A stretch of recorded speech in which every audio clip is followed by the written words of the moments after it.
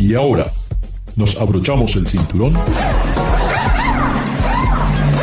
ponemos la primera velocidad, pisamos el acelerador y comienza el programa. Welcome back, my friends. This is Ricardo, Garage Latino. Remember, we don't talk about baseball. We don't talk about football. No, nothing that has to do with something in your hands. No, we talk about engines, cars, everything that is going on in our crazy industry, in the world of the automotive industry. And remember, you can download the podcast of Garage Latino through Spotify. And I have the pleasure again to have David Lohi. Hello and welcome, bienvenidos to Garage Latino. And this is David from Mexico. Yes, David from Mexico. For years we talk about horsepower. We talk about sports cars having big tires and doing the quarter mile. It seems to me that this is getting to be a thing of the past, and the numbers, the figures, the power, what we're talking about today, are just unbelievable. We have Carlos Satulowski coming up with the Elation, hypercar, close to 1,200 horsepower. We have Rimac making their latest model, 1,900 horsepower. And now at the New York Auto Show, you tell me, what is this Deus company doing? Oh, this Austrian company, Austria, like Arnold Schwarzenegger, they'll be back. And it's an Austrian company called Deus.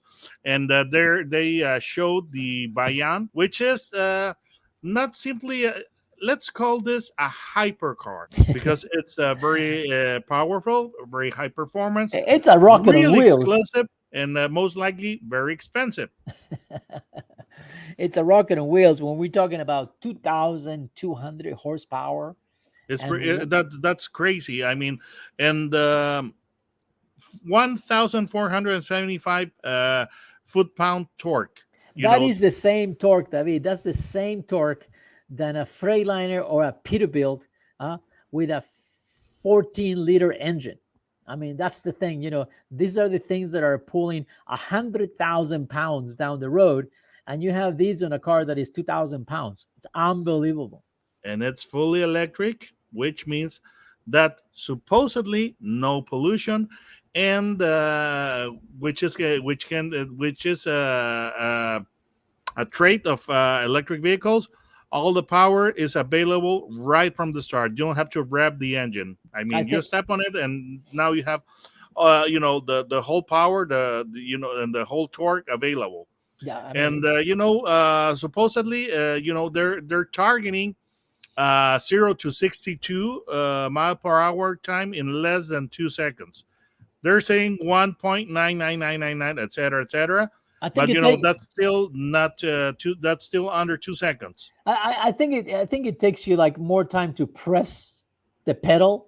As you go down, you're already full. And that's the speed that you're going. It takes less than what we're to say a single phrase that as we are speaking now. It's quicker than that. Now, some of the technology is something that's been developed by the Williams Formula One team, when it's also being with the FIA Formula E series, and designed by Idle Design from Giorgetto Giugiaro. So they have a pretty good backing when it comes to design and technology. But you can only wonder whether this might be vaporware, because they're announcing the vehicle more than 3 years in advance. The car is supposed to start deliveries on 2025. Yes, 3 years away, and they're supposed to be making only 99 units. No more. Which exclusive. You don't have to be to analyze that much to realize that this must be widely expensive. Yeah. And this is going to be only for Jeff Bezos and such. Yeah. And most people most likely are not going to drive these vehicles. They're going to end up in a private collection, parked all the time. Now, let me see. I mean, if you have if you have a Dodge, a Challenger wide body Hellcat, Oh, the red eye. the red eye, you can drive it full throttle for like 15 minutes, with a full tank of 13. gas. Something like 13. the There you more go. like 13. So Flat out. you fill up your tank and you got about 13 minutes of driving. A flat Now, out fun. for flat. Now, If you find a place, if you which find a most place, likely is a track. if you have a 2,200 horsepower electric car, how far or how long can you maintain that pace? Does anybody know? No, because they're not disclosing that information just yet. But the battery cannot be so big. I mean, something upwards of the 100 kilowatt hour capacity, like the Tesla has. But because if you make a very large battery, it will be very heavy, and weight is the number one enemy of a sports vehicle. Right. Yeah. Yeah. So, anyway, outstanding numbers, very, very impressive. And from But one I impressive wonder, thing, vaporware? maybe, but let's go to something that is impressive today. That actually, this is real data, stuff that I've driven. And So you I can can. go to a dealership and walk out of the dealership, provided there this crazy chip situation allows dealers to have some stock. But you That's could right. theoretically But theoretically, you get one could today. go to the dealership today. I had the opportunity, thanks to Chevrolet. We went to the Joshua National Park 3 to drive nothing else than the new Silverado ZR2, a 4x4 package that really, when you read the specs on paper, you think, well, yeah, yes, it could be good. You don't know until you really try it. And I have to say that sometimes when we do these tests, some manufacturers, they take you to roads that they have prepared already. They have brought a big caterpillar and make some holes. They have brought sand, but I have to give credit to our friends at Chevy, because we actually went to trails that anybody can go, and there were all kind of terrains. I mean, there was sand, rocks, loose rocks. There was some space, some places where it was pretty difficult to go.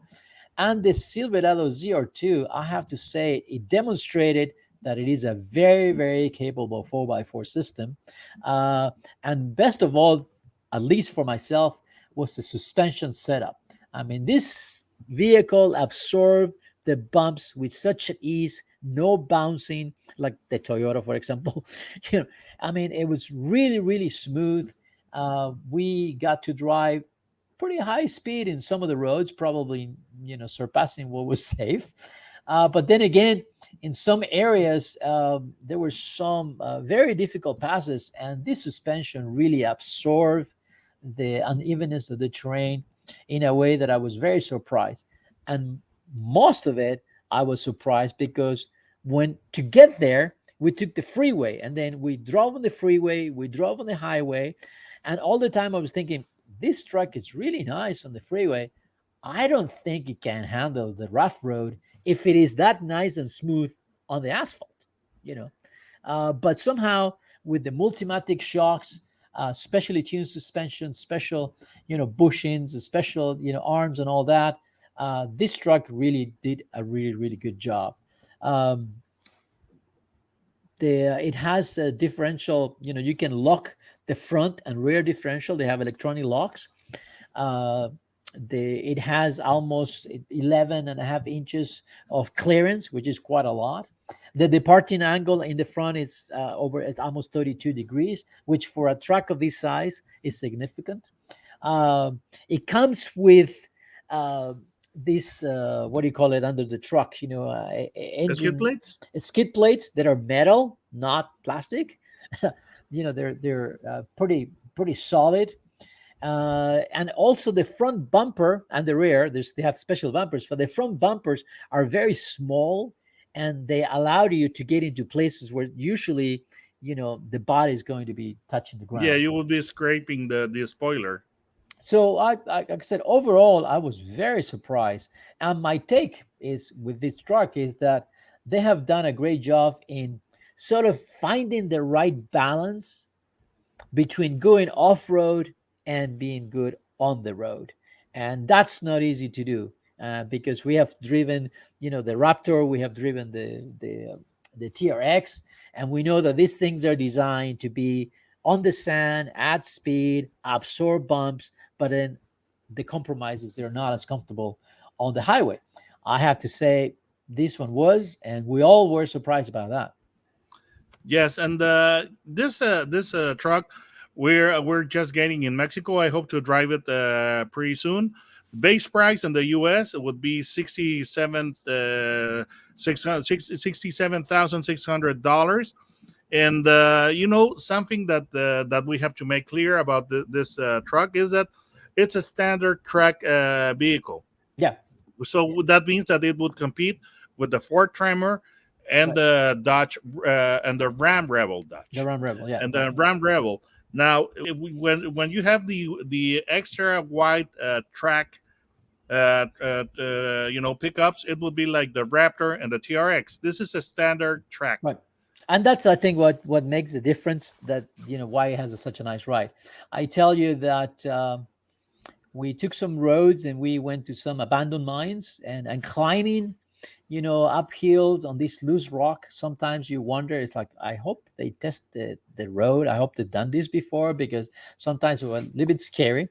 But thanks to just, the e-lockers, and also when you put it into low, 4x4 low gear, the truck, you can drive it just with one pedal. You just use the accelerator, and as you release the accelerator, the truck stops by itself. And you might think that it's not a big thing, but when you're in difficult terrain, you have to be a little bit more precise, and the system makes it pretty easy. I like the cameras in the front, so you can see, where you're going. When you're going up the hill, you don't see anything, so you need a spotter to help you, but the cameras help a lot. And also going downhill, this feature, it was pretty handy. Overall, it was a very good experience, and I have to say that I've been very surprised. Definitely something to consider, and I'm sure they're going to do very, very well. Now, I also driven the same week. I drove the deluxe version, which there's the Silverado.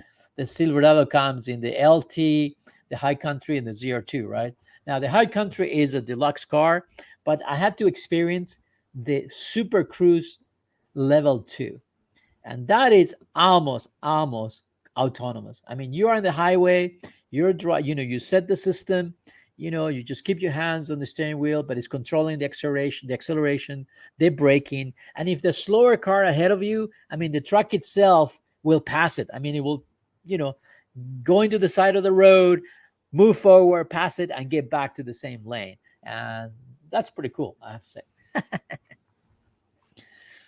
So, David, I hope you can drive this truck, and I hope so too. Very soon, because we just got it in Mexico. And like I said, you will be surprised at how well it handles. It looks really good. Yeah. Oh, the designers for this truck, the exterior design was and I forget the name right now, but it was a couple, a husband and wife. The wife did the interior design, and the husband did the exterior design. So talk about good harmony in that house. Good. Very unusual. I'm happy that they get along. Otherwise, it could have been a disaster. Yeah, the new interior with the big screen, also, it's an upgrade that Chevy needed, and now it's on par with everybody else. So a lot of pluses on this pickup truck. It's one of the most popular trucks in America. So definitely the ZR2, I can see they'll be popular here in the desert and whatever areas you need a 4x4 system. David, how do we find you in YouTube? Type Autos and Gear, no spaces, in the YouTube search bar, and it'll take you straight to my channel, where you can see a lot of my loony videos. All right. And they're pretty good, very good. Some pretty good advice that you give.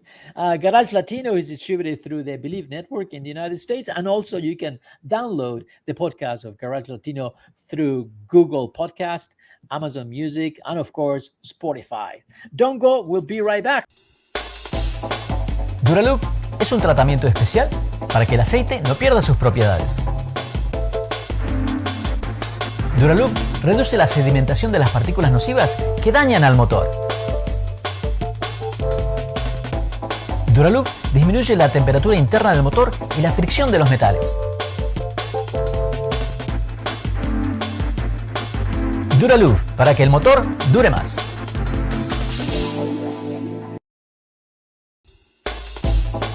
Duraloop es un tratamiento especial para que el aceite no pierda sus propiedades.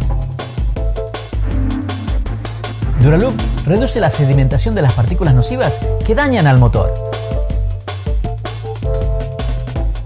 Duraloop disminuye la temperatura interna del motor y la fricción de los metales.